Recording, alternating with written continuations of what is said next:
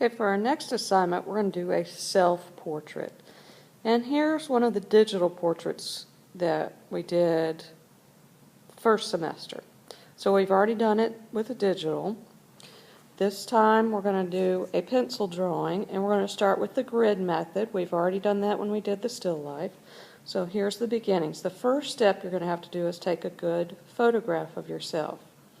Then we're going to grid the paper.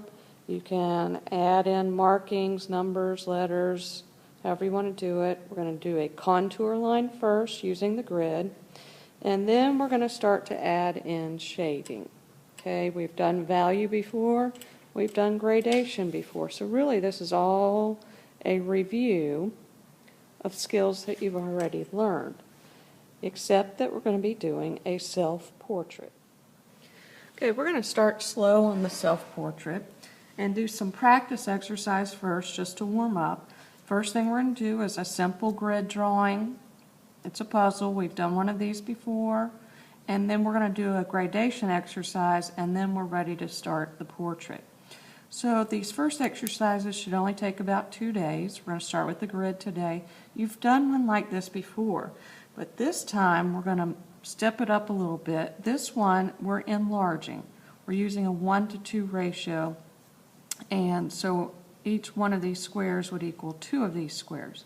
Well, when I first found this sheet, it was really difficult for me to understand without adding in those extra grid lines. So I drew in the extra grid lines and I lettered it here, and this is my starting point. I know that the first 2 rows are empty, and so here I've started here with it, just transferring what I see in each block over to here in these blocks. So I'm going to continue working on this. Remember where your start and finish lines are. If you start it here, you want to check and make sure it's kind of in the same space as the block over here. So start and finish are going to be important. You don't have to do as thick a line as this one, and you can use pencil or pen to do this. So I'm going to continue working. I'm in block B right here. I want to just check back every so often and make sure I'm in the correct blocks. Remember, the purpose of the grid drawing is for accuracy and proportion. And when you're doing a self-portrait, you are going to be paying real close attention to making it look like yourself. If you use the grid method correctly, it will be exactly you.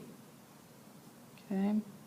So it is important to learn this grid method. It is a great process for transferring, for enlarging, and the purpose of the grid is to create accuracy and good proportion.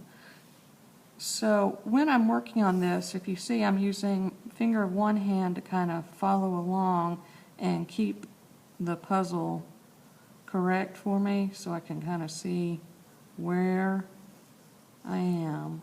And this one didn't reach quite far over, so I'm going to come back and make that. Go back and correct any mistakes that you find. That's an important part. Okay, so first step is a warm-up exercise doing this gridded puzzle, and I want you to continue it until you get it finished, the whole thing. And this is actually a real old visual illusion. If you read over here, my wife and my mother-in-law, if you look at it one way, you see a young lady looking off to her right, and then if you look at it another way, you see an older lady looking down. So it's a visual illusion. I don't expect you to color all of this in, so if you'll just get the outlining done.